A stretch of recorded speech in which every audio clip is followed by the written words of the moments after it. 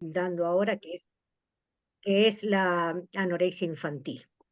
En este trabajo interdisciplinario vamos a contar con por la ponencia y la presentación de un caso con expertos, entre ellos al pope de la osteología, que lo tenemos acá, que es el doctor Messina, que tan amable siempre, está desde Londres y nos va a dar un aporte del osteológico en estas pacientes tan complicadas. El currículum del doctor Messina me llevaría mucho tiempo leerlo, así que simplemente diré que es un amigo de la casa y es es nuestro asesor externo del equipo de trabajo de trastornos de la conducta alimentaria, que es un equipo realmente interdisciplinario, donde tenemos no solamente la presencia de nutricionistas, de médicos pediatras, pediatras, clínicos, odontólogos, psicólogos, psiquiatras, y Paula, ayúdame si algo me estoy olvidando, y bueno, Odontóloga, dijiste. odontóloga, claro, que ya tenemos Shirley Valente, y en este equipo interdisciplinario trabajamos siempre de esta forma, y la idea nuestra es hacer investigación con respecto a todos estos casos nuevos que están apareciendo cada vez de pacientes cada vez más pequeñas, ¿no? Entonces, en esta presentación del Ateneo va a intervenir eh, el doctor Vecina, como les decía, que es un médico reumatólogo, osteólogo del Hospital Argerich, es director del Instituto de Investigaciones Reumatológicas y Osteológicas de Buenos Aires. En estos momentos está en un congreso de la IO, de la International Osteoporosis Foundation, y es speaker internacional, pero fundamentalmente el doctor Messina es muy generoso con nosotros en los momentos de consultas que tiene que ver con las alteraciones óseas de las pacientes con trastornos alimentarios. También la vamos a tener con nosotros, bueno, hoy está Paulita Salaberry, que es licenciada en nutrición, secretaria del Grupo de Trabajo de Trastorno de la Conducta Alimentaria de la Sociedad Argentina de Nutrición, integrantes del proyecto UBASID, que es de la Facultad de Psicología, docente de programa de posgrado, actualización en trastorno alimentario de la Facultad de Psicología, UBA, y docente de curso de actualización en trastorno alimentarios que damos en la Sociedad de Nutrición. Coordinadora del equipo de Sumar Salud y equipo especializado en prevención, tratamiento y capacitación en trastornos alimentarios y obesidad.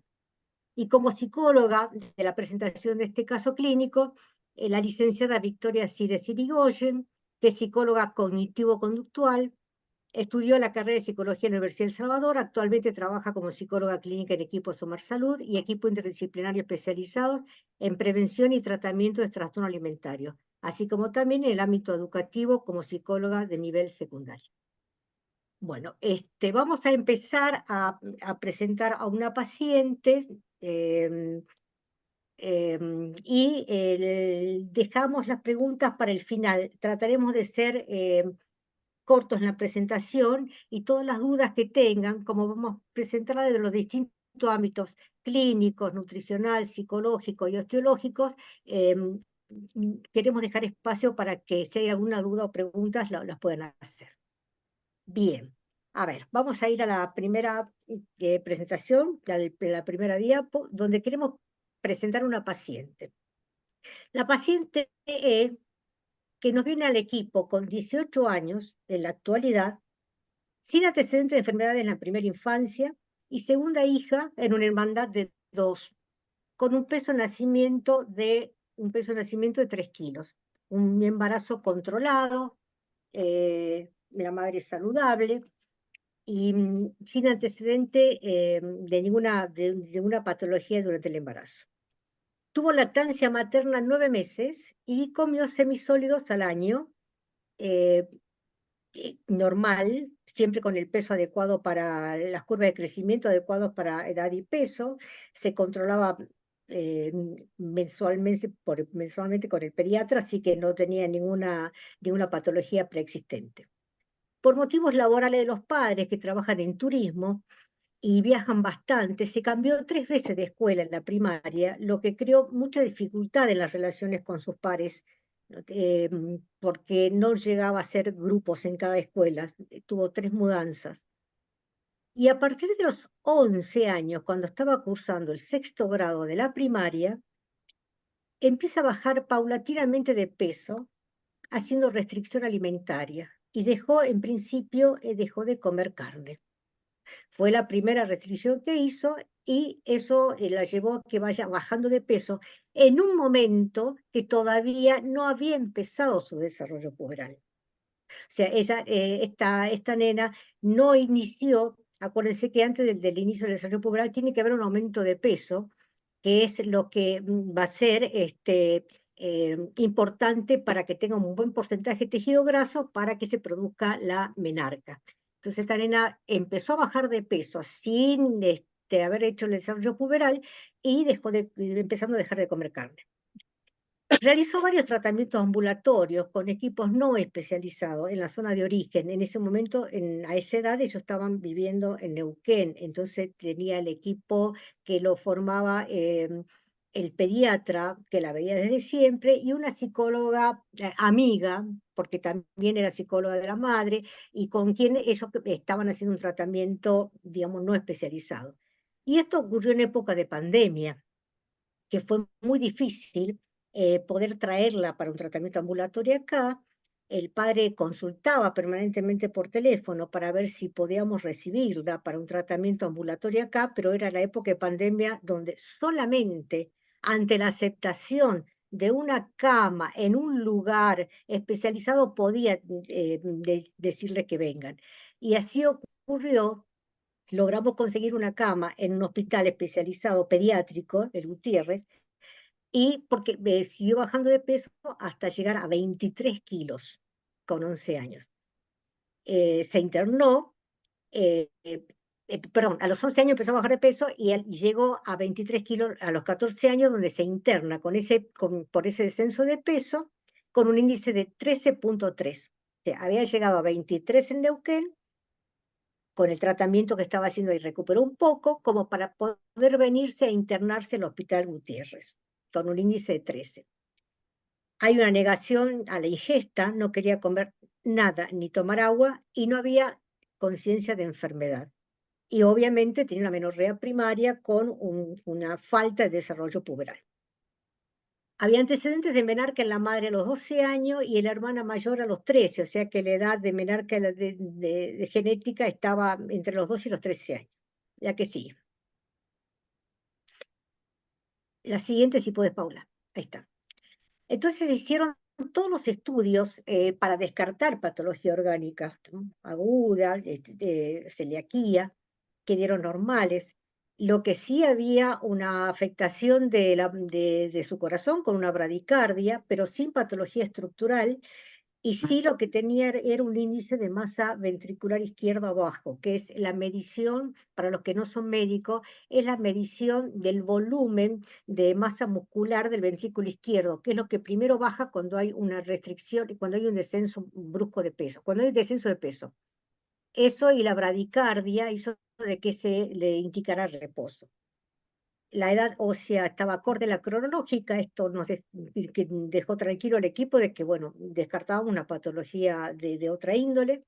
Ecografía ginecológica con estructura prepuberal, o sea que no había ningún tipo de desarrollo de los genitales internos, de ovarios. Los ovarios y útero tenían una estructura prepuberal. Recibió aportes nutricionales por sonda nasogástrica porque se negaba la ingesta y sí aceptaba alguna alimentación dulce. Durante la internación del equipo de salud mental, como se ve en equipo interdisciplinario, la medicaron en psiquiatría con olanzapina 5 miligramos y fluoxetina 20 miligramos por día mientras estuvo internada. 2 meses, la internación duró 2 meses, con un peso de egreso de 33 kilos. Había ingresado con 28 kilos. Eso con la alimentación por sonda nasogástrica. El egreso fue con un índice de masa corporal de 15.6. Acordémonos que ingresó con 13 de índice de masa corporal. Con el alta, estábamos en época de pandemia, entonces fue complicado conseguir un tratamiento ambulatorio, pero en el alta continuó tratamiento ambulatorio en muchos equipos interdisciplinarios en los que no pudo sostenerlos. Cambió muchas veces de equipo interdisciplinario. La siguiente. Si podés pasarla, Paula.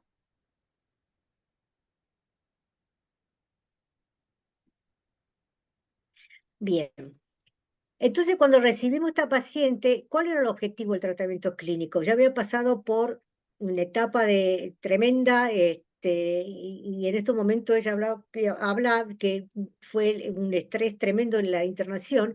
Entonces, cuando la recibimos a los 16 años, ella empezó a los 11, y a los 16, con un índice de 15,6, con varios tratamientos previos y 6 años de evolución de la enfermedad.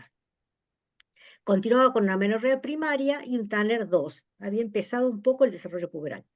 Entonces se plantea como objetivo crear una alianza terapéutica con el equipo interdisciplinario especializado, ya, en donde participaban licenciada en nutrición especializada, psicóloga cognitivo-conductual, psiquiatra infanto-juvenil, ginecóloga, endocrinóloga, terapeuta familiar y clínica infanto-juvenil y osteología también por las lesiones que ya vamos a ver. El acompañamiento clínico estuvo para acompañar todas estas interconsultas, y se suplementaron todos los déficits nutricionales.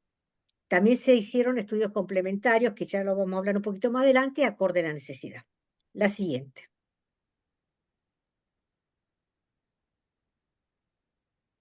Bien. Bueno, primero buenas tardes a todos. Muchas gracias por acompañarnos hoy. La idea es empezar contándoles cómo llega esta paciente al espacio de nutrición. Llega al espacio conmigo en julio del 2022 con una edad de 16 años. Ella llega con una evolución de la enfermedad de 6 años, y lo más importante es contarles que llega con secuelas, no solamente consecuencias de su enfermedad, sino también de los tratamientos anteriores. Ingresa con un peso de 35,5 kilos, una talla de 1,49 y un índice de masa corporal de 15,9. Ella refiere que nunca en sus tratamientos anteriores se sintió bien, de hecho todo lo contrario, y lo más importante para destacar es que para ella el espacio de nutrición siempre había sido centrado en un objetivo de ganar peso, donde no había lugar para nada más, y esto lo que había generado es que ella odiara todo lo que comía. Cuando hacemos la evaluación de lo alimentario, el recordatorio de 24 horas lo que nos muestra es que en ese momento realizaba 3 comidas por día, hacía un desayuno a las 6 de la mañana, esto era en su casa antes de ir al colegio y se lo preparaba ella. El desayuno era esta preparación de pediasure que mezclaba con bebida vegetal de almendras, y comía 2 galletitas, comía 2 Oreos, 2 Lincoln, o alternaba una Oreo por una Lincoln. Durante toda la jornada escolar que ella cursaba a la mañana no comía nada, el almuerzo lo realizaba una vez que llegaba a su casa a las 3 de la tarde, y esto que nombró antes Ana, solo comía preparaciones dulces. Ese día había hecho una preparación de garbanzos, a la cual había agregado pasta, mantequilla de maní, calabaza cocida y dulce de leche sin azúcar. La merienda no solía realizarla, si llegaba a hacer algo, lo que tomaba era una cajita de jugo bagio o de cepita, y la cena la hacía a la madrugada, en la cual incluía generalmente una fruta, ese día una banana, con una barra de proteínas y una barra de cereales. Los alimentos que incluía en ese momento eran yogur en escasas oportunidades, bebidas vegetales, garbanzos, porque ella consideraba que tenían un sabor neutro, entonces podía mezclarlo en sus preparaciones dulces, calabaza, zanahoria y remolacha. Todas estas verduras eran cocidas y también las elegía por su sabor dulce. De frutas solamente incluía banana, manzana, agregaba pasta de maní, dulce de leche sin azúcar y la barra proteica y de cereales. La paciente todas las comidas las realizaba sola. De hecho, en algún momento confesó que estos horarios que vemos acá, de las 3 de la tarde, de la madrugada, tenían que ver con no coincidir con su familia. Solamente en algunas oportunidades podía comer con su mamá, no compartiendo cada una su plato, sino ella comiendo y su mamá quizás acompañando, mientras que miraban una película o una serie, porque ella sentía que su mamá era la única que no la juzgaba. Cuando tenía que comer fuera de su casa, o se llevaba la vianda o tomaba solamente mate. Y esto de no comía comida salada. ella pudo contar que lo dulce le resultaba reconfortante, que la comida salada en realidad le hacía acordar que en tratamientos anteriores le hacían terminar el plato y que muchas veces si no terminaba el plato no podía comer lo dulce que a ella le gustaba. Y de hecho luego confiesa que el límite fue la internación, que en la internación decidió no comer nunca más comida salada para limitar la posibilidad de que cualquier persona interviniera en su alimentación. Solo consumía alimentos que vinieran envasados y esto tenía que ver con que el envase tenía la información nutricional, entonces en el envase podía tener la composición, las calorías, la porción recomendada que la seguía a rajatabla, y los alimentos como vegetales y frutas los pesaba en una balancita que tenía en su casa. Ella refería nunca sentir hambre, siempre tener esta sensación de plenitud, refería no sufrir la restricción, y esto quería decir que ella decía que no evitaba ningún alimento, ya que ningún alimento la tentaba ni le daban ganas de comerlo. Lo que comía le resultaba seguro, y esto tenía que ver con el patrón que vimos antes, que ella repetía a diario a rajatabla, porque también sabía que eso posibilitaba mantener un peso estable. En cuanto a la actividad física, en ese momento hacía telas 2 veces por semana, prefería que no tenía que ver con algo compensatorio, sí con una actividad que siempre le había gustado mucho. Con el registro alimentario, lo que contaba era que ningún tratamiento, de hecho orgullosa, había logrado que ella hiciera el registro alimentario y que tampoco estaba dispuesta a hacer el registro alimentario en este tratamiento. Con el recuperar peso, claramente ponía la barrera en los 35 kilos y que no estaba dispuesta a moverse de ese número. La que acompaña a la consulta es la mamá. La mamá lo que dice en la primera consulta es que no puede con ella. El papá, en realidad, como ellos no eran de acá, eran del sur, lo que iba era a trabajar, no solía estar presente. El espacio en ese momento de psicología era con una psicóloga de su lugar de origen que no estaba especializada en trastornos de la conducta alimentaria y no estaba dispuesta a tomar medicación de ningún tipo, pero menos medicación psiquiátrica porque había tenido malas experiencias en tratamientos anteriores. En la consulta, en general, se mostraba desafiante, la consulta parecía más un interrogatorio, las respuestas eran tono de sí o no, muchas veces ella se enojaba con las preguntas que le hacía, otras veces terminaba llorando, muchas veces en las consultas estuvimos hasta 20 minutos sin hablar y uno daba por finalizado porque ella refería que en ese día no iba a hablar. Muchas veces tuve que limitarla por la forma en que me contestaba de una manera maleducada y por sobre todas las cosas ella dejaba bien en claro que no estaba dispuesta a hablar de lo alimentario. Acá traerles un poco cuáles serían los objetivos del tratamiento según la guía de nutrición de la Academy for Eating Disorders para una paciente con anorexia. Brevemente, en una primera instancia, rehabilitación nutricional y restauración del peso, ampliar la variedad de alimentos y el equilibrio de macronutrientes, restaurar patrones de comidas que promuevan salud y conexiones sociales, y en una segunda instancia, normalizar la conducta alimentaria, comer sin miedo a los alimentos y disminuir o cesar las conductas restrictivas. Con ella ninguna posibilidad de establecer un objetivo era viable, de ninguna manera. Por eso, donde empezamos a trabajar fue en la confianza, en establecer un vínculo de confianza. Sin ese vínculo no había forma de avanzar, sobre todo por los tratamientos anteriores, porque ninguna indicación había funcionado, y sobre todo también porque los padres en ese momento no contaban con herramientas para poder acompañar y funcionar como red. Brevemente un poco de esta evolución. A los 3 meses lo que sucede es que los padres empiezan un espacio de orientación a padres con una psicóloga del equipo. En consulta podemos empezar a hablar de nutrientes y esto tiene que ver con que un tema que descubrimos que la motivaba era telas. Ella era y se consideraba buena en telas, quería mejorar estas figuras que hacía y empezó a interesarse en tener un poco más de fuerza y un poco más de energía. Cuando empezamos a hablar de nutrientes, ella estaba como motivada a hablar de proteínas, ahí empezamos a hablar un poco de huevos y de lácteos, solo hablar. Lo que pasa es que de un día para el otro aumenta la frecuencia de telas a 5 veces por semana sin comunicárselo al equipo. De hecho, los padres lo sabían, tampoco lo comunican. Sigue sin aceptar a la psicóloga especializada del equipo, sigue sin aceptar medicación psiquiátrica, y la terapeuta del espacio de padres propone un espacio vincular que ella tampoco acepta. Ahí es cuando el equipo decide reunirse con los padres y plantear la posibilidad de una derivación hospital de día, dándole un tiempo específico, y ahí es cuando la paciente empieza a mostrarse desde un lugar más motivada a defender el tratamiento que tenía en la actualidad. Ahí logra pasar la barrera de los 35 kilos, puede incorporar estos alimentos de los cuales habíamos estado hablando, específicamente eran el huevo y los lácteos, puede empezar a incluir algunas preparaciones sencillas caseras sin que sean de paquete. Comienza a ser sincera, me dice que es la primera vez que ella en su vida puede hablar de lo alimentario sin mentir y sin evitar el tema, puede aceptar que tiene reglas alimentarias, empieza a hacer el registro alimentario y acepta a la psicóloga especializada del equipo, y ahí es cuando se decide con el equipo darle una oportunidad. Hola, buenas tardes a todos. Mi nombre es Victoria.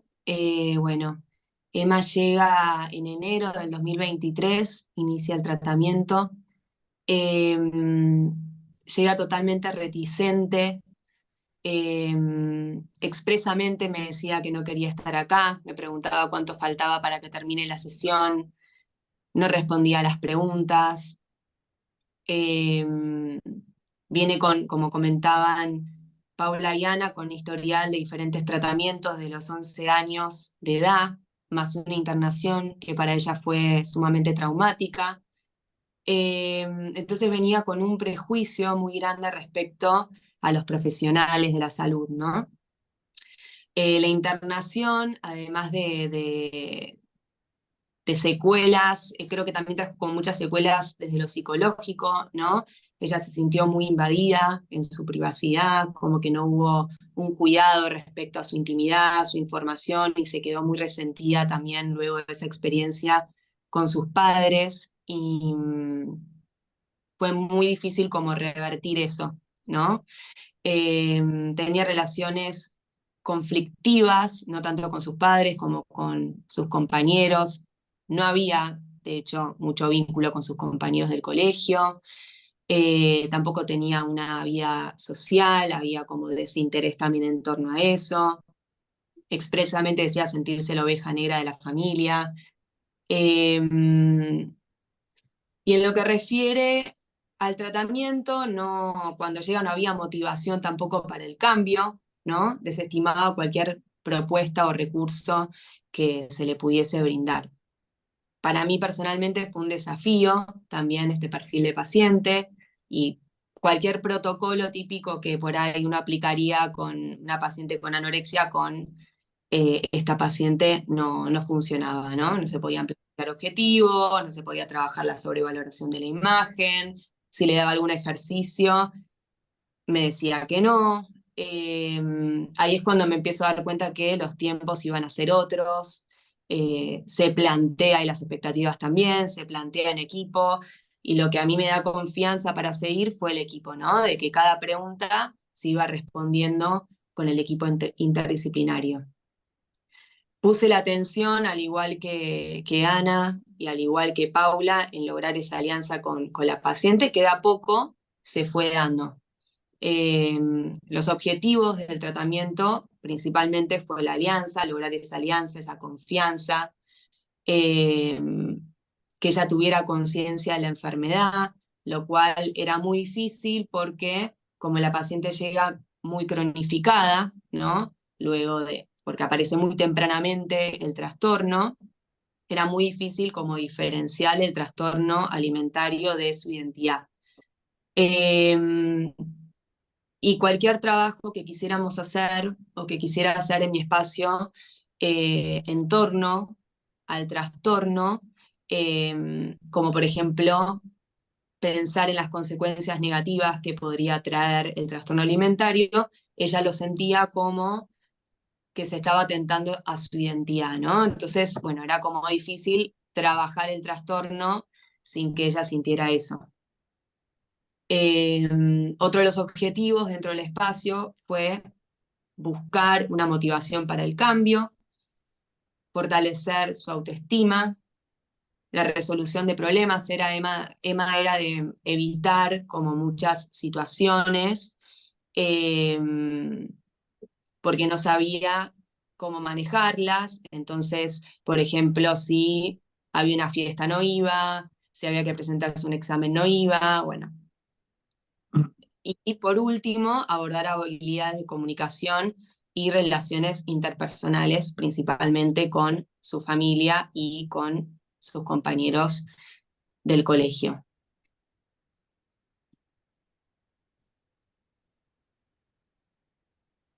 Bien.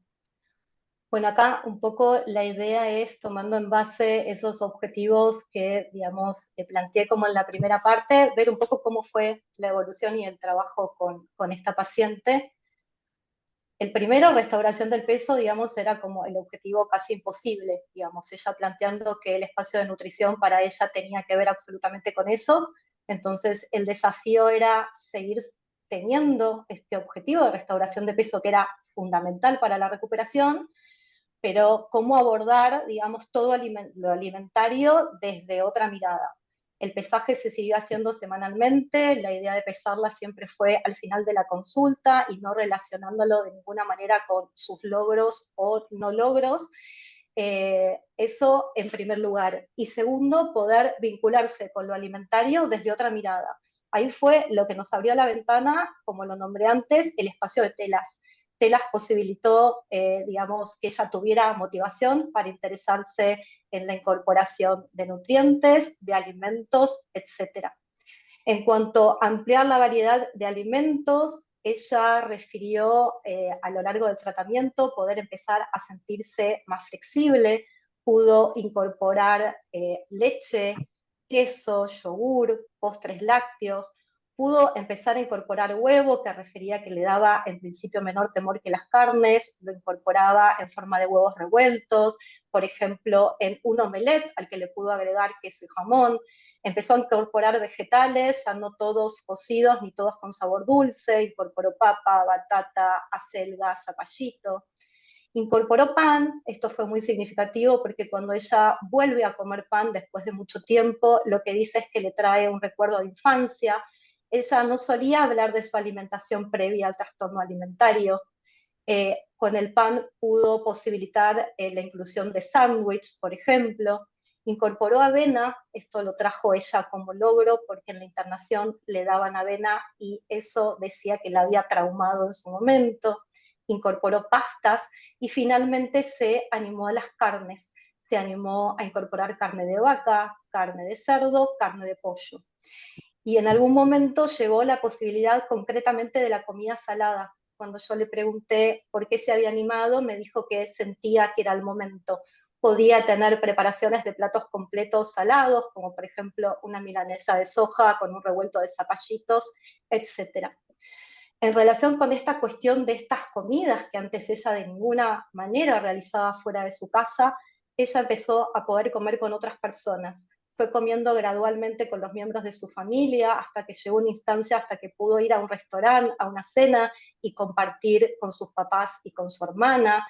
Salió a comer un sándwich de moviola con su padre, que era impensado, porque ella en un principio decía que ella no quería ni siquiera que el padre fuera parte del tratamiento, porque el padre en su momento tenía comentarios, por ejemplo, del estilo, déjate de joder y comé.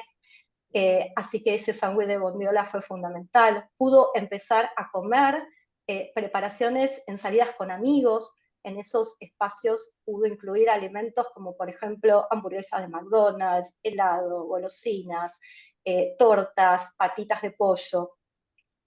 Pudo viajar a Bariloche, que eso fue fundamental. Ella quería ir a ese viaje, el equipo dudaba de darle autorización porque la idea era esta restricción, sobre todo en su comida dulce, que iba a hacer allá. Logró ir a Bariloche, logró comer lo que planteaba el comedor de Bariloche, logró hacer la quinta comida, que eran pancho o hamburguesa o sándwich, y de hecho dijo que se sintió bien y que allá la comida no fue el foco. En cuanto a normalizar la conducta alimentaria, pudo empezar a comer preparaciones que no estuvieran envasadas, hacía preparaciones caseras, se animó a poder incorporar alimentos que no pesara y también pudo flexibilizar esos horarios que tenía alimentarios y pudo empezar a comer en horarios que también fueran mucho más funcionales a esa cursada de colegio que tenía ella a la mañana. En esto de miedo a los alimentos, ella textualmente pudo decir que perdió el miedo a comer, que si ella se proponía algo, lo comía. Pudo confesar que el año anterior tenía terror a comer cualquier alimento y que ahora podía incorporarlos mucho más tranquila. En relación a sus conductas restrictivas, ahí siguió, digamos, eligiendo lo alimentario en cuestión de calorías para no poder, digamos, pasar cierto peso. Ella llegó a recuperar hasta 37, 38 kilos, pero de ninguna manera se permitía llegar a los 40. Siguió sin aceptar el tener hambre o ganas de comer, pero sí pudo empezar a trabajar con esto de hincharse. Ella siempre se mostraba muy reticente a incorporar nuevos alimentos porque decía que la hinchaban, y pudo detectar que en realidad lo que sucedía era el contexto en el cual incorporaba los alimentos. Por ejemplo, los días en que ella iba al colegio que estaba con otro estado de ánimo o nerviosa, todo le caía mal. Y en función de este objetivo de confianza, pudo empezar a contar un montón de cosas. Emma al principio en algún momento decía que tenía un reflujo. En realidad después lo que pudo contar es que durante la internación ella empezó a hacer un movimiento abdominal para generar presión intraabdominal y regurgitar todos los alimentos que la forzaban a comer. Pudo aceptar esta cuestión de su estado de ánimo, de que eso la llevaba a buscar comida en la que se sintiera más cómoda, por ejemplo, volver a comer dulce en determinadas situaciones. Pudo contar esta cuestión del control. Ella refería que en los tratamientos anteriores sus papás habían tenido el control y que eso la había hecho sentir muy mal, y que en este tratamiento ella había podido empezar a tomar decisiones y que eso le había posibilitado animarse a incorporar muchas cosas. También pudo contar que ella creía que para sus papás la única expectativa del tratamiento era que ella recuperara peso, y de alguna forma si ella recuperaba peso, los que terminaban ganando eran sus papás. Y también pudo contar que para su familia todos sus logros tenían que ver con el tratamiento y con los profesionales del tratamiento, y que sus papás no podían adjudicarle sus avances, y que de alguna forma eso impactaba en que ella quisiera dejar el tratamiento para demostrarles a sus papás que podía sola.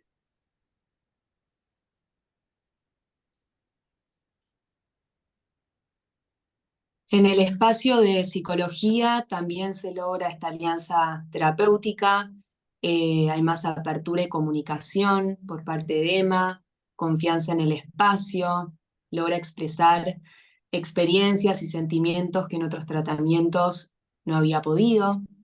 Hay un reconocimiento positivo del espacio y del tratamiento, reconoce la legitimidad de la ayuda y valora la preocupación genuina, siendo una persona que tenía extrema desconfianza hacia el otro, ¿no? Y que le costaba mucho vincularse. También hubieron muchos avances en torno a las relaciones interpersonales y mayor actividad social. Hay una mejora en la relación con el padre, puede compartir momentos, puede comunicarse, puede compartir comidas. Se estabiliza el malestar, disminuyen las discusiones en el hogar,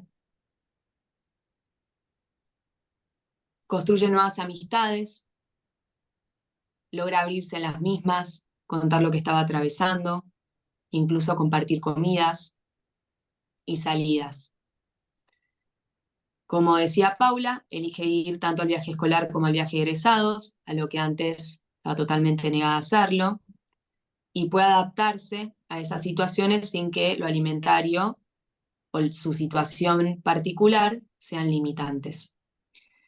En lo anímico también hay una mejoría, se la ve menos reticente y enojada, dice sentirse mejor y más estable,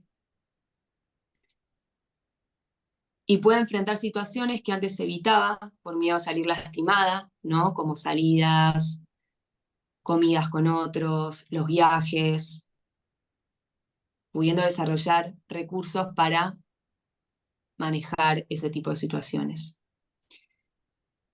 Y por último, todo este trastorno que inicia tan tempranamente hizo que Emma no pudiera vivir muchas cosas de la etapa de la adolescencia y se anima a experimentar cosas propias de esta etapa, ¿no? Por ejemplo, conocer a alguien, compartir salidas, pensar en el futuro, proyectar, poniendo la importancia y el valor en otras cuestiones más saludables que hacen que también se descentralice un poco la mirada en el trastorno, ¿no?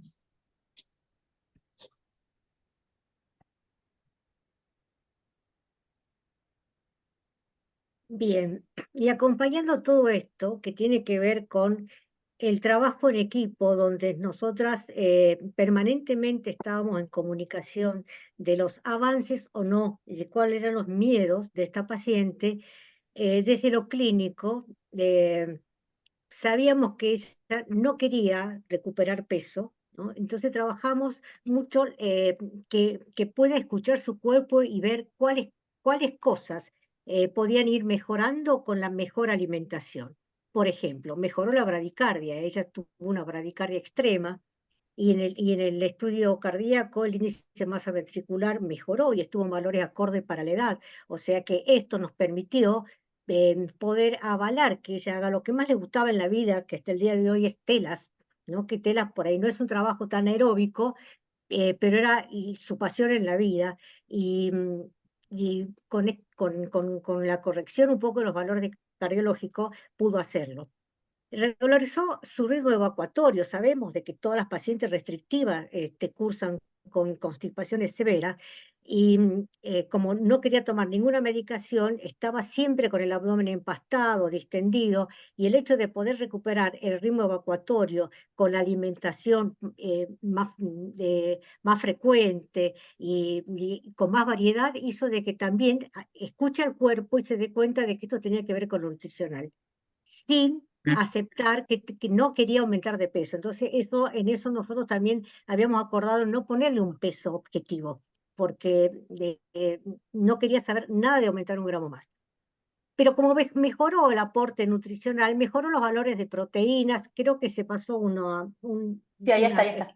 Mejoró los valores de proteínas, que las tenía baja, en principio estaba con 6 de proteína, después aumentó ya a un valor más normal, 7,50. La albúmina, vitamina D la suplementamos, ferrem y ferritina, como no comía carne de los 11 años, estaban muy bajas y lo recuperó sin suplementación.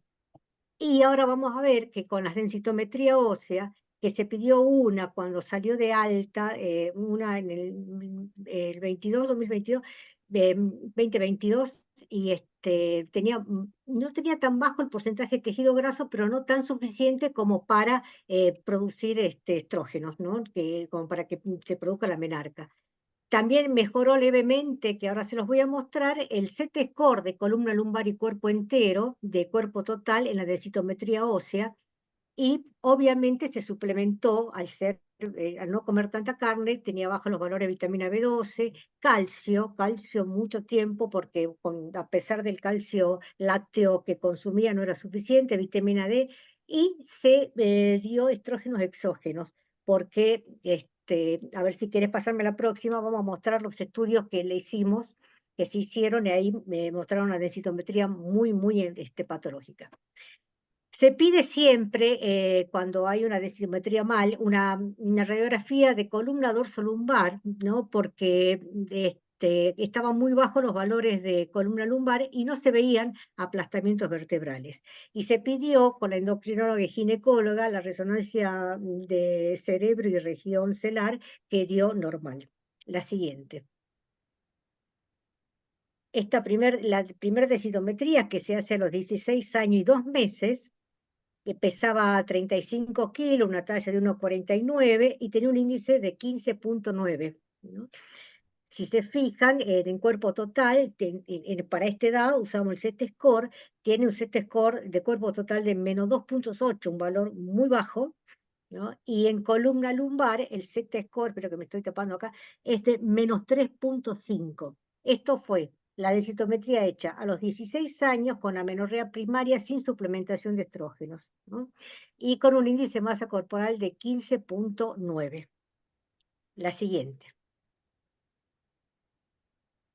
La composición corporal, que también es importante tenerla en cuenta en estas pacientes, nos mostraba un porcentaje de tejido graso al inicio de 20,9%.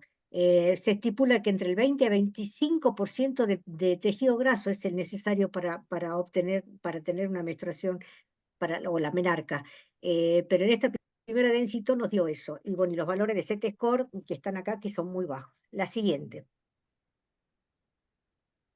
Se repitió la densitometría a los 17 años y 10 meses, ya estaba, seguía con amenorrea primaria porque estaba suplementada con estrógenos, o sea, empezó a menstruar por la suplementación con estrógenos, ¿no? Nosotros hablamos de amenorrea primaria cuando es una menstruación inducida con estrógenos, ¿no? Así que seguía con esa amenorrea primaria, 37 kilos, había aumentado 3 centímetros la altura.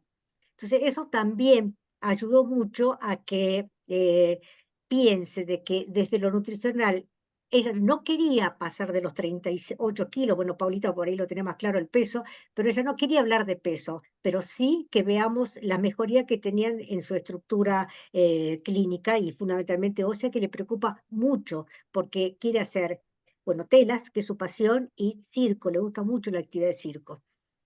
Y en esa densitometría sigue el Z-score del cuerpo total muy bajo, menos 2,4, y de columna lumbar, LW4, menos 3,2. Había mejorado levemente, pero seguía muy bajo. La siguiente.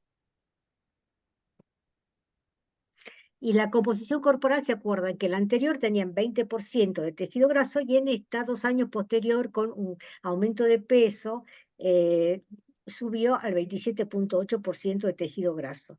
Y esto fue haciendo telas, que al principio tenía autorización para 1 o 2 veces, bueno, después nos enteramos que con el aval de los padres hacía aproximadamente 5 veces por semana telas. La siguiente. Un poco más que conclusiones, la siguiente es repensar con estas pacientes de inicio muy temprano de la enfermedad. Hay que hacer una detección temprana, no esperar demasiado tiempo, porque es en este momento, en todo lo prepuberal, y acuérdense que el pico de masa ósea se forma en la adolescencia. Uno tiene que evitar de que en ese momento haya un descenso de peso, un bajo peso, porque va a ser tardío después el tratamiento. Entonces, cuando hay una detección temprana, hay un inicio temprano del tratamiento y tenemos mucho mejor pronóstico, ¿no? de la enfermedad. En esta paciente tuvimos que centrarnos y ponernos de acuerdo y hablar con el equipo ampliado. Es un equipo interdisciplinario muy ampliado de respetar también los deseos de la paciente, ¿no? Como evitando de que esté en riesgo clínico, tratar de que no desmejore, que se mantengan y que los cambios sean muy lentos y muy de a poquito. La siguiente. De hecho, Anita, quisiera agregar que muchas veces en pacientes crónicas, como que hasta el objetivo es mejorar la calidad de vida, ¿no? Es lo que uno Bueno, puede llegar a hacer. eso quería Absolutamente. claro, tal cual. Tal cual. Eso Y la es importancia, digo, en la detección temprana de la capacitación de profesionales de todas las áreas, ¿no? Ujú. totalmente. Sí. Bueno, esa es la idea, ¿no? De la importancia del tratamiento en equipo interdisciplinario, pero justamente interdisciplinario especializado, ¿no? Porque los padres consultaron con esta niña, consultaron desde que empezaron a haber cambios, pero no recibió el tratamiento adecuado a lo que estaba necesitando. Y se llegó como muy tarde, y con un factor tremendo que fue la pandemia, que evitó de que llegue más tempranamente a la consulta a un lugar especializado. ¿no? Entonces, siempre desde el tratamiento en equipo, clínico, nutricional, psicológico, psiquiátrico, ponernos de acuerdo en cómo se va a abordar cada paciente y a veces sacar el pesocentrismo como único objetivo, ¿no? Que no sea el único objetivo del tratamiento y recuperación de peso, sino de muchas otras cosas, ¿no? No sé, Clarita, Paulita, vos tenés algo para comentar No, si con querés esta eso, le damos como lugar al doctor Mesina. Un poco recalcar esto, también lo que dijo Vicky, en lo personal, sin el trabajo en equipo, para mí no hubiese sido posible atender a esta paciente. Esta paciente nos interpeló, nos hizo dudar, pero bueno, también es importante, digamos, en ese dudar todo lo que pudimos construir con ella y lo que dije antes, digamos. Hay algunos objetivos que no resultaron completamente cumplidos, pero entiendo que sí hubo una mejora en su calidad de vida. absolutamente. Bien. Y esto de interdisciplinario, bien. Doctor Vecina. Bueno, gracias por la invitación. Ustedes dijeron prácticamente todo. Yo lo que le quería es explicar un poco cuál es la evolución y cuál es la fisiología del hueso y por qué el aporte nutricional es irreemplazable y por qué ustedes tuvieron éxito por hacerlo, como dice Ana, multidisciplinario y que les ha costado bastante trabajo, pero la paciente evidentemente mejoró mucho por la evolución que tuvo. Ustedes recuerden que el hueso es una estructura que tiene una base proteica que se mineraliza con calcio, fósforo por acción de la vitamina D y que tiene tres células. Osteoblasto, que sintetiza matriz proteica, donde después se mineraliza por depósito de calcio y fósforo. Osteoclastos, que remueven el hueso viejo para que venga hueso nuevo. Y los osteocitos, que son los que ordenan, según la carga mecánica, dónde poner el material. El principal problema en este caso es que para hacer matriz proteica hay que comer proteínas, como para hacer una casa hay que tener ladrillos, digamos, así de elemental. Yo sé que estos pacientes son de muy difícil manejo, porque yo he visto algunos, y evidentemente el manejo en este caso ha sido muy bueno porque la paciente se fue recuperando. Recuerden que cuando el índice de masa corporal está por debajo de 19, 18, eso correlaciona con osteoporosis. Recuerden que usamos el Z-score porque el T-score se utiliza a partir de los 30 años en adelante. El esqueleto crece mucho en la primera infancia, segunda, en la pubertad particularmente. Un trabajo que hicimos con Ana hace muchos años que ganó un premio, cuando pasan del score de Tanner de 3 a 4 y cuando hacen el pico de desarrollo, digamos, hormonal, que para colmo en este caso también está demorado por la amenorrea que acompaña este tipo de cuadro y por no tener tejido adiposo, y porque para hacer hueso necesitamos proteína, calcio, fósforo y vitamina D. Recordar que esto, además de traer un pico máximo tardío y además bajo, digamos, porque ese es el otro tema, es una enferma que va a tener un pico máximo tardío pero bajo, y cuando le llegue el momento de la edad, digamos, de la menopausia, va a caer de más bajo, digamos, entonces la posibilidad de entrar al umbral de lo que hoy se llama osteoporosis es mayor. Recuerden que el hueso tiene las estructuras que le conté que se ven ahí, y que es un órgano que responde a la carga mecánica. Hay cargas de alta y de baja intensidad, y ese sensado los hacen los osteocitos que van distribuyendo el material según haga falta para que el hueso no se rompa. Teníamos otra imagen, creo, ¿no? Teníamos algo más por ahí, Ana. Sí, Pasame si tenés los otra. artículos, estos que son nuevos, interesantes, este, Claro, básicamente lo que uno tiene que tener presente es que la anorexia nerviosa o los trastornos alimentarios comprometen la composición corporal, que el bajo peso trae alteraciones en la densidad mineral, por lo que les acabo de contar, que cuando el índice de masa corporal está debajo de 19, eso correlaciona con osteoporosis y con mal desarrollo óseo, que eso influye mucho en la masa ósea, pero también influye en el desarrollo muscular, y eso es muy importante porque el músculo es pura proteína. Para hacer músculo hace falta comer proteína, tener vitamina D y hacer ejercicio, las tres cosas. Si uno le falta una de las tres cosas, no forma músculo. El músculo, eh, la falta de músculo se llama sarcopenia, la falta de fuerza se llama dinapenia. Uno puede tener una masa muscular buena, pero sin funcionamiento adecuado, y eso se llama dinapenia. Y eso tiene muchísimo que ver con la nutrición. Recuerden que la mejor forma de aportar, las proteínas tienen que ser de alto valor biológico en un 60-70%, y eso viene de proteínas de origen animal en general.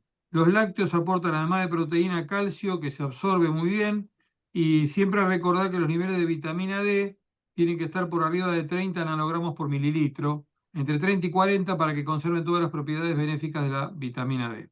Recuerden que estas edades el requerimiento de calcio es mayor, está alrededor de 1200 miligramos hasta 1500, pero alrededor de 1200 está bien, mientras que en los adultos hablamos de 1000 y en las embarazadas de 1500. O sea que requieren a la vez más calcio, y no hay prácticamente ningún fármaco para tratar esto. Esto se trata como hicieron ustedes, con un enfoque multidisciplinario que haga que la enferma comprenda que la única solución para su problema de salud es que resuelva sus conflictos, como fue este caso, o los mejore, y puedan incorporar nutrientes que no vienen en ningún comprimido, ni en ninguna pastilla, ni nada. No hay otra manera de hacerlo. El suplemento con estrógeno me parece que estuvo muy bien dado.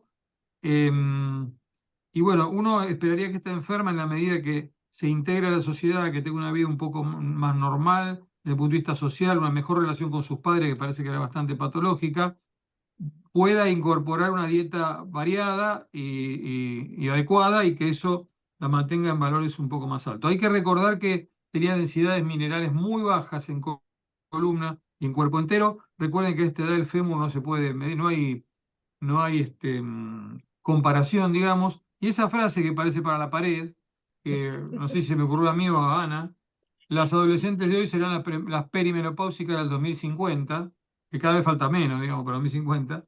Quiere decir eso, quiere decir que la inversión que uno haga en el hueso hoy va a ser el capital que tendrá el día de mañana. Cuando le toque el periodo de la menopausia, recuerden que 1 de cada 4 mujeres desarrollan osteoporosis. Yo creo que fue un caso muy bien manejado, la multidisciplinariedad fue fundamental. Para los osteólogos es un problema muy serio, porque si no contamos con todo el resto del apoyo, nosotros podemos hacer poco y nada, porque la medicación en este caso es la alimentación, no hay ninguna inyección intravenosa ni nada que le pueda solucionar el problema, y son enfermos realmente muy, muy difíciles. Que esta enferma logre una densidad normal va a ser difícil, porque tiene valores muy bajos, pero bueno, ha mejorado mucho, mejoró la cantidad de tejido adiposo, mejoró la densidad y mejoró básicamente la actitud de la enferma frente a la comida y frente a la vida y frente a la cuestión social que la rodea y a la familia. O sea que la forma de tratar esto es la que hicieron ustedes. No hay realmente ningún tipo de fármaco para esto. Recordad que cuando la enferma esté en condiciones, tiene que ponerse en algún programa de ejercicio, de jugar al vóley, de tomar sol, de hacer actividad física, de salir al aire libre, de moverse. Digamos, hoy todo es movimiento. Cuando yo estudié medicina hace 50 años era todo quietud, reposo, y ahora es todo movimiento. Así que si uno hace eso, la enferma va a minimizar el impacto sobre su esqueleto, que lo va a tener, y sobre su masa muscular, que probablemente lo tenga. Pero si uno logra que la enferma comprenda todo esto, evidentemente va a funcionar muy bien. Ya les digo, no hay ningún fármaco milagroso ni nada que pueda resolver este tipo de situación, ¿no? Muchas gracias, Doc. Y bueno, y quedamos, si alguien tiene preguntas, si las quiere hacer por el chat, o no me fijé si hay preguntas en el chat. A ver, si hay alguna duda, alguna aclaración, estamos acá. Nancy, ¿cómo se hace con la pregunta? ¿Te puedes desmutear? O sea, ¿cómo hacemos con las preguntas, Paula? ¿No se puede desmutear? Sí. No. Sí, puede hablar, No. puede activar el Ahora sí. A ver. Ahí está, Ahora sí. ahí está. Bueno, en principio lo que quiero es felicitarla por la ponencia, realmente un caso muy interesante, y realmente también felicitarlas por poder apartarnos del protocolo, que el tratamiento es artesanal, que tenemos que dejar los miedos de lado al aportarnos del protocolo, como hicieron ustedes, y generar ese espacio de confianza y de alianza terapéutica, que estas son situaciones muy difíciles para transmitir a los padres, que lo único que pretenden es que su hija aumente de peso, Así que este trabajo artesanal me parece fundamental y que evidentemente en todos los tratamientos anteriores lamentablemente no lo pudieron hacer, y se cronificó tanto al paciente. Bueno, quería comentar esto, la importancia del trabajo artesanal y felicitar a todos los integrantes del equipo por la ponencia. Gracias por compartir. Muchas gracias.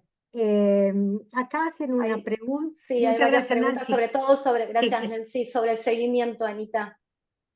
Estoy leyendo acá una que decía aumentar, a ver. No, pero primero sobre todo eso, como un poco la idea era cuál era el seguimiento de la paciente y después sí, quizás al doctor, cuál es el mecanismo por cuál la vitamina D es tan importante, ¿no? Sí, el tema del seguimiento de esta paciente, acordamos en bajar un poco la frecuencia de las consultas con el área nutricional, psicológica, y el seguimiento clínico se va a hacer semestral por el tema de que ella tiene, por suerte tiene una motivación en su vida que es telas, ¿no? Y ella quiere seguir tela y quiere dedicarse a eso, ya terminó el secundario. Entonces, como un mal hueso le afectaría, es una paciente que todos los meses me pide en la receta de calcio, de vitamina D, está suplementada con calcio, vitamina D, también con vitamina B12, de eso no se olvida, ¿no? Y eso fue una negociación, porque no quería tomar ninguna pastilla porque ella le hacía recordar a cuando la dopaban, cuando estaba internada. Entonces, de eso, como que hizo... como se empoderó de cuidar su hueso y su músculo, que es lo que más le importa. Y conmigo, por lo menos, no hablamos de peso. Eso es la ventaja del clínico, que no hablamos de peso. Los nutris tienen la peor parte, que hablan del peso y de lo que tienen que comer.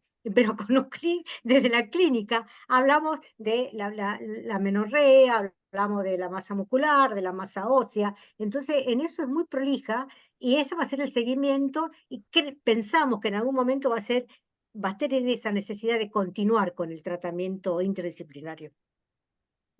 ¿Puedo acotar algo con eso? Sí. Sí, no, doctor, por favor.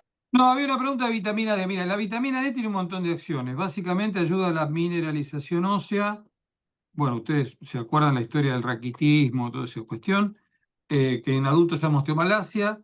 Favorece la función muscular, favorece la unión actina-miosina para que el músculo se contraiga, tiene acción reguladora inmune, tiene acción en cierta manera protectora contra ciertas infecciones, incluido ahora que estuvo la pandemia de COVID, la gente que tenía hipovitaminosis D tenía más contagio y peor evolución que los que tenían vitamina D mayor de 30 o 40 en ese caso, nanogramos por mililitro. O sea, las funciones de la vitamina D son muchas, tiene funciones cardiovasculares, en fin. Y lo que se recomienda son niveles por arriba de 30 nanogramos, porque van a leer por ahí que dice 20, pero en realidad lo recomendable es 30 nanogramos entre 30 y 40 para conservar todos los beneficios de la vitamina D, excepto el efecto anti-COVID, que no está absolutamente confirmado, que se reportan niveles necesarios por arriba de 40 nanogramos mililitro, 40-45. Pero digamos, por arriba de 30, 30-35 está en valores adecuados. O sea que tiene acción en el músculo, en el hueso, para regular la inmunidad, tanto innata como adquirida, y tiene cierto efecto, digamos, protector de infecciones en algunos casos. Perfecto. Sí, ahora se la llama hormona D, ¿no? Es una hormona, en realidad es una hormona. Recuerden cómo es el proceso, es la provitamina D está en la piel, viene el sol activa la provitamina D, tiene una primera hidroxilación en posición 25 en el hígado y tiene una 1-alfa hidroxilasa renal que forma la 1,25 hidroxivitamina D, que se llama calcitriol, que es la forma activa de la vitamina D. Y que la regulación del metabolismo se hace por la 1-alfa hidroxilasa renal, que se activa cuando hay disminución de calcio o aumento de fósforo o aumento de PTH. Por ese motivo se dosa la 25 hidroxi, porque no está regulada como está la 1,25, como está el calcitriol. Doctor, y ya que lo tengo, perdón, ahí tenemos un problema con los dosajes de vitamina D. No sé si todo el resto, que las coberturas sociales, una por año y a veces cada 2 años. Una por año, sí. ¿Y cómo nos manejamos con pacientes que sabemos que no están al aire libre, que no practican deporte, la suplementamos siempre, pero ¿cómo Sí. nos Bueno, lo manejamos? ideal es tener por lo menos una basal, porque no es lo mismo a partir de 10 que a partir de 20 o de 30, digamos. Una basal habría que tener. Si uno se tuviera que manejar a ciegas y no tiene nada, ninguna determinación, hay que asegurar entre 1000 y 2000 unidades por día de vitamina D, que serían de 30 y 60.000 unidades mensuales de vitamina D. Las megadosis muy mega, que son arriba de 100.000 o 200.000 unidades o 300.000 por mes, se correlacionó con más caídas. O sea que no conviene en general pasar de 100.000 unidades mensuales, pero nosotros la dosis de 100.000 unidades por mes la hemos dado durante, y la seguimos dando durante mucho tiempo. Y si uno tuviera que manejarse a ciegas, yo les diría, usen 2.000 unidades por día, que son más o menos 50, 60.000 por mes. Con eso no intoxican a nadie, no pasa nada malo y se puede manejar. Lo ideal sería tener, aunque sea una basal, para saber de dónde uno parte, porque ya te digo, no es lo mismo tener 8 para que sería 25. Pero bueno, si no se puede, porque las coberturas es verdad que te cubren una por año, uno se puede manejar de esa forma, ¿no? Entre 50.000, 60.000 unidades mensuales. Prácticamente esa dosis se puede dar por tiempo muy largo, sin ningún problema.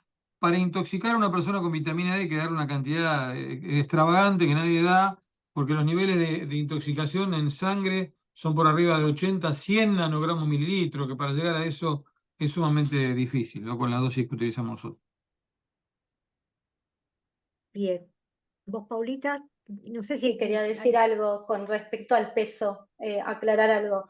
El no pesocentrismo no tiene que ver con olvidarnos del peso y dejar ese, digamos, peso como fuera de la consulta, y mucho menos dejar de lado el objetivo de restauración de peso, que sabemos que es fundamental. Tiene que ver con no medir los avances o no avances en función de esa recuperación o no de peso. Digamos, una paciente tiene un trabajo mucho más amplio y la idea de esta presentación apuntaba a eso, mostrar cuánto más hay más allá de ese peso. Sí, yo hice ahí una acotación, no sé si me escuchan. Nora habla acá de Sí, San Juan. sí, Norita, sí. Que Norita, sí, te como escuchamos. hermoso caso, hermosa presentación, muy hermoso en el sentido de lo positivo. Que vos decías, Ana, que las nutricionistas nos veíamos en la peor parte, digamos, porque hablamos de la comida y tenemos que pesar. Me suele pasar, no tengo este gran equipo que se ve en ese Ateneo, que muchas veces conversando y abordando desde otras maneras, por eso es esta clase que yo voy a dar de arteterapia, a veces ni se acuerda de pesarse la paciente y yo no se lo hago acordar. No quiere decir que no la voy a pesar, pero no es sentarse, conversar, hacer alguna actividad y conversar de la comida y ver qué cosas pasan. Por eso hice esa acotación, no porque no, sino cómo evaluamos, si no tenemos el peso, por supuesto, la bioimpedancia para ver el progreso de la masa grasa. En algunos aspectos es muy igual a una paciente que estoy tratando en este momento. Por momentos me sonaba, fue impresionante. Así que bueno, muchas gracias. No, ustedes. Gracias, Nora. Y otra cosa, perdón, que me voy acordando, que no tenemos que esperar demasiado, no sé qué opina el doctor Messina, en pedir la densitometría, ¿no? Porque también tenemos el tema de las coberturas sociales. No, claro, yo creo que prácticamente te debería hacer casi de rutina, yo te diría, en este tipo de enfermos, lo antes posible para saber realmente dónde estás parada, porque si el enfermo tiene una densidad muy baja, la situación se hace mucho más compleja. Y recordad que se maneja Z-score, hasta los 28 años se maneja Z-score, porque el T-score se refiere a desvíos estándar con respecto a los 28 años. O sea, que si no llegó a 28 hay que usar el Z-score, que es el desvío que corresponde a cada edad. Eso sí está para columna y para cuerpo entero. Sí, sí, sí. Y también recordar que la carga, porque a veces las madres me cuestionan, ¿por qué la vas a irradiar a mi hija? Le digo, la irradiación es mínima, es la quinta parte de una radiografía de Ah, tórax. sí, claro, sí, no es mínima, realmente no tiene ninguna importancia. Otra cosa importante siempre es interrogar los antecedentes familiares. Si tiene familiares con osteoporosis, la madre o alguien, la cosa todavía es peor, porque la carga genética, como toda la medicina, es muy importante, particularmente para la densidad de columna lumbar. O sea que nosotros hicimos también otro trabajo hace mucho, que las hijas de madres osteoporóticas tenían peor densidad en la premenopausia que las hijas de madres no osteoporóticas. Entonces, preguntar si la madre tuvo antecedentes o si tiene osteoporosis es una cosa importante siempre, ¿no? Bien. Y Bueno. bueno, y lo último, porque es la consulta clínica, que a veces, sabiendo de que esto tiene que ver con el bajo peso, no siempre es necesario pedir tantos laboratorios teológicos, ¿no? Porque No, estos enfermos básicamente hay que tener calcio, fósforo, vitamina D. Si piden una PTH, por ahí van a tener un hiperpara secundario porque consume poco calcio, pero yo te diría que con eso se puede manejar muy bien, ¿no? Siempre y cuando hablemos de osteoporosis relacionada a anorexia nerviosa y no a otra patología. Pero con esas tres cosas, por ejemplo, a esa edad, como todavía está creciendo, digamos, van a tener una fosfatasa alcalina elevada, pero es por el crecimiento. O sea, la fosfatasa alcalina sale de los blastos. La fosfatasa alcalina sale del hueso, del hígado, 40% de hígado, 40% de hueso y un 20% de leucocitos, páncreas y intestino. Pero van a tener una actividad blástica por ahí aumentada y van a tener una fosfatasa alcalina aumentada. Lo que puede ocurrir en estos casos, que porque la osteoporosis en todo el mundo es eso, porque tiene más reabsorción o menos formación o ambas cosas. Acá lo que van a tener es menos formación, tienen menos actividad blástica y menos proteínas para mineralizar. Y eso es lo que van a tener. Entonces, si uno pudiera tener histología del hueso, por ahí va a encontrar cambios compatibles con, digamos, osteomalacia en el adulto, si la cosa fuera muy severa, de raquitismo. Pero eso quiere decir que tiene más proteína no mineralizada que la que tiene que tener. ¿Eh? Eso es la definición de osteomalacia o de raquitismo, que después antes traía deformidad, de lo que ustedes conocen, que hoy prácticamente es una cosa de museo, no se ve más eso. Bueno, y acá preguntan, ¿cuál es el rango de edad de una mujer premenopáusica? Nosotros le decimos perimenopáusica, ¿no? A ver, el rango de edad, no entiendo bien la pregunta. O sea, ¿qué quieren decir con eso? Porque, digamos, cuanto más temprano es la menopausia es peor para el hueso, y cuanto más tarde es la menarca es peor para el hueso. Dicho en otros términos, cuanto menos años de exposición a estrógeno, peor para el hueso, sería. Cuando nosotros vemos una menopausia antes de los 45, se llama menopausia temprana. Y cuando es antes de los 40, menopausia precoz. La menopausia precoz es obligación hacer una densitometría siempre. Y la temprana también, porque se correlaciona con mucha frecuencia con osteoporosis. Pero es eso, cuanto más tardía la menarca y más temprana la menopausia, o sea, cuanto menos años de exposición a estrógeno, peor, digamos, para el hueso. Bueno, por eso, aunque terminemos hablando de menopausia, la importancia de la detección precoz, ¿no? Porque Es esta muy niña importante. es muy importante, porque el hueso cuenta historias. Entonces, esta historia de esta paciente que presentamos, que desde los 11 años empieza con la restricción, con bajo peso, saliendo del riesgo clínico, que siempre es prioritario, hay que pensar en su futuro. Y en el futuro tiene que ver mucho con la formación del pico más óseo, porque después Absolutamente. va a tener muchas secuelas. Sí, ya te De digo, ahí que... Sí, sí, doctor. va a ser tardío y bajo. El pico máximo de esos en este caso, o en este tipo de casos, es tardío y además es bajo, porque no va a recuperar lo que perdió en los años que no consultó. Si está con esta situación 3 4 años, digamos, y en lugar de consultar a los 11, consultar a los 14 o a los 15, eso no se, es muy difícil recuperar esos años, ¿no? Por más que el trabajo después hizo que la paciente se recupere bastante y mejore, esos años perdidos están perdidos en cierta manera, ¿no? Hola. Sí. Buenas Sí. tardes. Yo quería Hola. preguntar, digamos, ¿y cuánto tiempo se puede esperar, por ejemplo, en una paciente, no en este caso que es digamos que es una, digamos, ya que ya tuvo su periodo y está menorreica porque se produjo después el descenso de peso, ¿no? ¿Qué tiempo se la puede esperar a la paciente, por ejemplo, cuando empieza o cuando no se engancha con el tratamiento, no logramos hacer esa conexión entre todo el equipo, porque a veces falta el psiquiatra, a veces, bueno, a veces es difícil conectar con todo un equipo, con el equipo necesario. ¿Qué tiempo esperar es prudente, digamos? No hay tiempo para esperar prudente. Uno cuanto antes puede regularizar la situación es mejor. Esa es la verdad. A veces no se puede porque no se cuenta con semejante equipo de profesionales que están todos integrados, pero la realidad es que cuanto antes se resuelva la situación es mejor. O sea, no hay un tiempo para esperar. El tiempo perdido en esos años es tiempo perdido, en cierta manera, que se puede ir recuperando, paliando, pero nunca la recuperación va a ser al 100% como en una persona que comió normal, que se alimentó con todo, que comió una dieta variada, con proteínas, con calcio, bla, bla, bla. Como una persona así nunca va a tener, digamos, su capital óseo a ese nivel. Y cuanto más tarde en regularizarlo va a ser peor. Y si te referís, Dolores, a la suplementación con estrógenos, ¿te referís a eso, el tiempo de si tuvo una menorrea secundaria? Pacientes y nunca llegan, digamos, digamos, cuando ya está, ya tuvo no son pacientes que no tuvieron la menstruación, son pacientes que ya todas tienen la menstruación instalada y la perdieron por la pérdida de masa grasa. La menorrea, claro, menorrea secundaria, sí. Sí. Sí.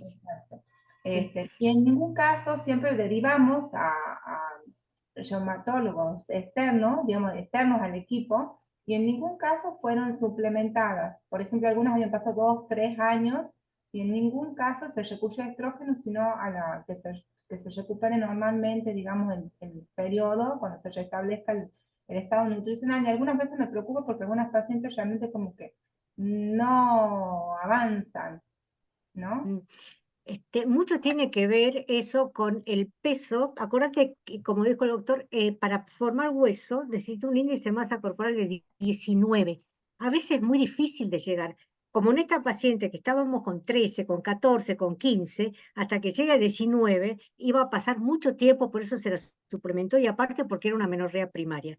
Pero a veces uno espera en las pacientes más adultas porque cuando la ginecóloga le indica anticoncepción o estrógenos, tapa el síntoma. Se tapa el síntoma, entonces empiezan a menstruar por estrógenos externos, ¿no? Entonces ya no le interesa recuperar, porque ¿cuál es a ver, la zanahoria que tenemos adelante con esta paciente es decir, el peso tuyo es cuando recuperes tu menstruación. Ese es el peso. ¿No? Y a veces, si ya le dan anticonceptivos de entrada o alguna hormona, el síntoma está tapado y muchas veces, muchas pacientes están dicen que lo hacen para regularizar o lo que es como que menstruan, pero no por su propia formación estrogénica. Entonces, todo depende de la clínica, si están en riesgo, y del impacto óseo. ¿No? Si no tiene una densitometría mala, se puede esperar un poquito. ¿No? Un poquito, y se puede esperar 2, 3 años, pero si tiene una densitometría muy baja, ahí se charla con el equipo. Felicitaciones porque sirven mucho saber de estas experiencias, ¿no? Porque son casos muy difíciles. Sí, bueno, es la idea que aprendamos todo de estos casos y se pregunte, y bueno, esto es artesanal, ¿no? Porque como dijo Paula, no está todo, como te dijo Nancy, no está todo normatizado. Tenemos una paciente enfrente que cada una es distinta a la otra. Sí, está como le pasó a la psicóloga, por decir a Victoria, que tuvo toda la sesión con una paciente callada. No es fácil, no son fáciles. ¿No? Bueno, ¿Alguna ¿te parece, duda? Ana? Sí, agradecerle primero al doctor, estoy pensando en él, que está conectado desde allá, el doctor no sé qué hora es, ya es Está madrugada. en Londres, Acá ya son las 12:15 de la noche de jueves a viernes, digamos. Bueno, doctor, lo muchísimas felicito para el día gracias. siguiente, está adelantado. Un lujo tenerlo con Gracias. nosotros. Que le vaya muy Muchísimas bien, gracias. Un Gracias por la invitación. lujo tenerlo, Un Chao. lujo. siempre. Y agradecerle gracias. también a Victoria Cires, la psicóloga, que no es parte del grupo de trabajo, pero fue la psicóloga de esta paciente y fue fundamental en su tratamiento. Cuando entró al equipo, nada, ahí se armaron las patas. Así que gracias, Vicky, por sumarte a este Ateneo con nosotras. Muchas Totalmente. gracias. Gracias, Gracias a doctor. Chao, Que buenas descanse. noches. Muchas gracias por estar. Chao, muy amable. Chao, Gracias. chao. Chao.